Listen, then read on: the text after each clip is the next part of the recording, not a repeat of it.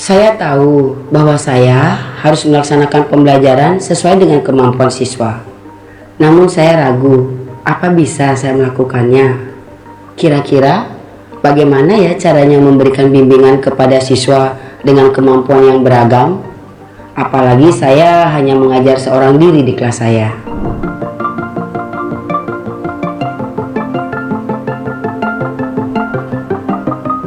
Halo Ibu dan Bapak Guru, salam dan bahagia. Pada modul sebelumnya, kita telah mempelajari pelaksanaan asesmen dan pembelajaran berdiferensiasi. Sekarang, Ibu dan Bapak sudah paham ya bahwa bimbingan yang tepat perlu diberikan kepada kelompok peserta didik yang juga beragam kemampuannya.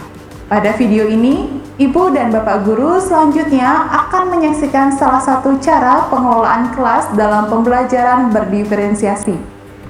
Kali ini, kita akan melihat pengelolaan kelas untuk kegiatan membaca terbimbing dalam memahami bacaan. Selamat belajar! Sebelum melakukan kegiatan membaca terbimbing, Ibu dan Bapak Guru harus memetakan tingkat kesiapan membaca peserta didik.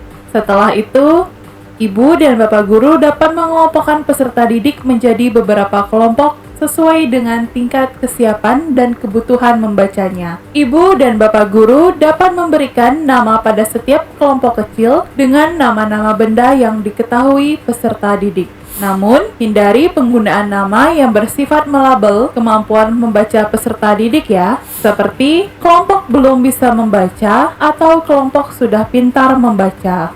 Kemudian, susunlah jadwal kegiatan membaca terbimbing untuk setiap kelompok dan pastikan setiap peserta didik mendapatkan kesempatan yang sama dalam kegiatan membaca terbimbing. Hal penting lainnya yang perlu Ibu dan Bapak Guru siapkan ialah area kegiatan membaca terbimbing yang nyaman dan kondusif. Jangan lupa untuk perhatikan jarak antara peserta didik yang sedang melakukan kegiatan mandiri dengan kelompok kecil membaca terbimbing yang akan dilaksanakan agar tidak mengganggu kegiatan setiap peserta didik. Apabila terdapat beberapa kelompok yang membutuhkan bimbingan intensif, kegiatan membaca terbimbing dapat dilakukan secara bergantian. Dengan kata lain, tidak harus dilakukan secara paralel. Sebelum melakukan kegiatan berdiferensiasi ini, Ibu dan Bapak Guru perlu memberikan instruksi dan penugasan yang jelas bagi peserta didik yang sedang tidak mengikuti kegiatan membaca terbimbing.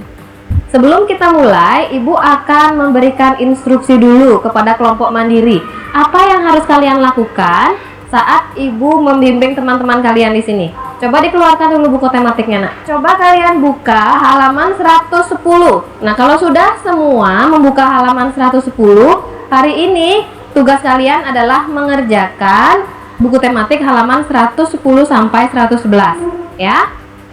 Kalau nanti saat mengerjakan kalian lupa apa ya yang harus dikerjakan, kalian bisa membaca di sini di papan halaman 110 sampai 111. Saat kalian nanti perlu bantuan, kalian boleh bertanya kepada teman yang ada di sebelah kalian dengan suara yang tidak terlalu keras supaya teman-teman di depan tidak merasa terganggu. Bisa? Ada yang ingin kalian tanyakan sebelum kalian mulai bekerja? Tidak? Ibu akan memanggil beberapa orang siswa untuk duduk bersama Ibu di sini. Ya, ada Gongge, Swaha, Alif, Wulan, Santi, dan Wisnu. Yang lainnya silahkan mulai bekerja. Kalian kerjakan di buku tulis kalian ya. Selamat bekerja.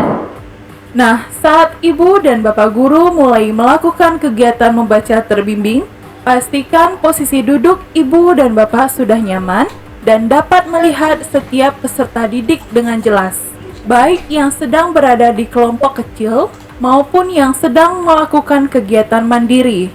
Suara Ibu, Bapak, dan peserta didik di kegiatan membaca terbimbing juga harus terdengar jelas, tetapi jangan sampai mengganggu peserta didik yang sedang mengerjakan tugas mandiri. Ibu dan Bapak Guru bisa menghentikan kegiatan membaca terbimbing sejenak loh ketika ada peserta didik di kelompok besar yang sudah tidak fokus. Apa yang kalian perhatikan?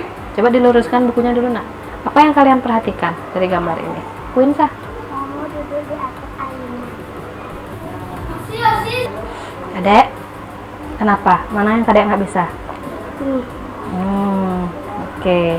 Pada kelompok membaca terbimbing ini, jangan lupa untuk membuat kesepakatan bersama dengan peserta didik agar kegiatan dapat berlangsung dengan efektif, seperti mengangkat tangan ketika ingin bertanya, dan bagaimana peserta didik harus mendengarkan ketika guru atau peserta didik lain sedang berbicara.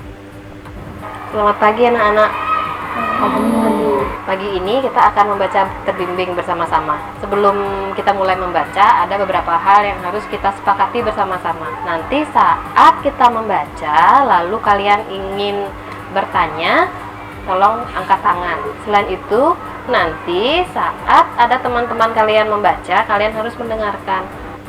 Terakhir, sebelum memulai kegiatan, Ibu dan Bapak Guru dapat memperagakan bagaimana cara menggunakan buku bacaan yang akan digunakan, seperti cara meletakkan buku dalam posisi datar di atas meja, dan bagaimana peserta didik dapat membuka setiap halaman sesuai dengan instruksi Ibu dan Bapak Guru. Demikianlah salah satu cara yang Ibu dan Bapak Guru dapat lakukan dalam melakukan manajemen atau pengelolaan kelas untuk pembelajaran diferensiasi. Bagaimana Ibu dan Bapak Guru? Tidak sulit ya mengerjakannya? Ternyata, walaupun hanya seorang diri di kelas, Ibu dan Bapak Guru tetap bisa melakukan kegiatan pembelajaran diferensiasi. Selamat mencoba dan semangat belajar, Ibu dan Bapak Guru hebat!